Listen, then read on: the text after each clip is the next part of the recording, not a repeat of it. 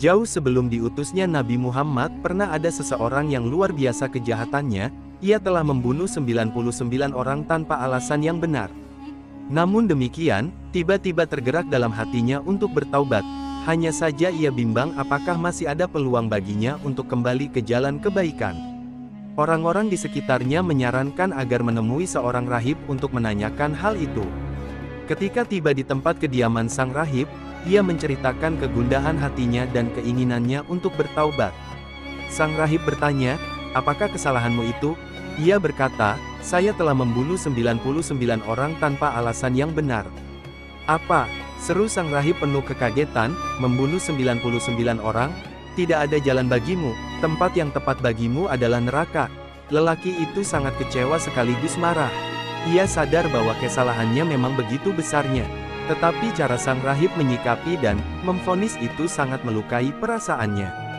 Walau hatinya mulai melembut dengan keinginannya untuk taubat, tetapi jiwa jahatnya belum benar-benar menghilang. Tanpa banyak bicara, ia mengambil pisaunya dan membunuh sang rahib. Genap sudah 100 nyawa tidak bersalah yang melayang di tangannya. Tetapi, panggilan ilahiyah untuk bertaubat terus mengganggu perasaannya, hanya saja ia tidak tahu harus bagaimana.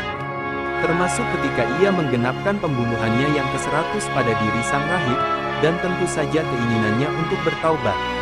Sang alim yang bijak itu berkata, "Tentu saja bisa. Dan tidak ada seorang pun yang bisa menghalangi keinginanmu untuk bertaubat. Tetapi tinggalkanlah tempat tinggalmu itu karena di sana memang kota maksiat. Pergilah ke suatu tempat di sana, karena di sana banyak orang yang beribadah kepada Allah.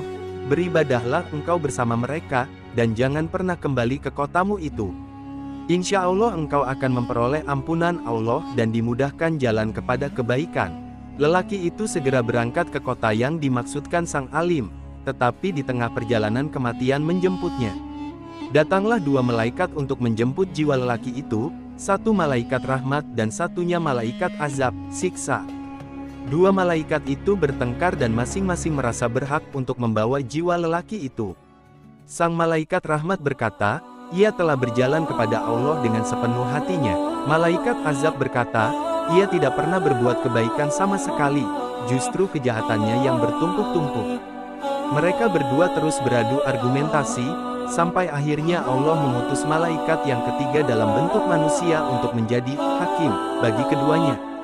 Setelah masing-masing mengajukan pendapatnya, ia berkata, "Ukurlah jarak dua kota itu dari tempat kematiannya ini, mana yang lebih dekat." Maka ia termasuk dalam golongannya. Mereka mengukur jaraknya, dan ternyata kota yang dituju, kota tempat ibadah dan penuh kebaikan, lebih dekat sejengkal daripada kota maksiat yang ditinggalkannya. Maka jiwanya dibawa oleh malaikat rahmat, dan ia memperoleh ampunan Allah. Dalam riwayat lainnya disebutkan, sebenarnya lelaki itu belum jauh meninggalkan kota maksiat tersebut.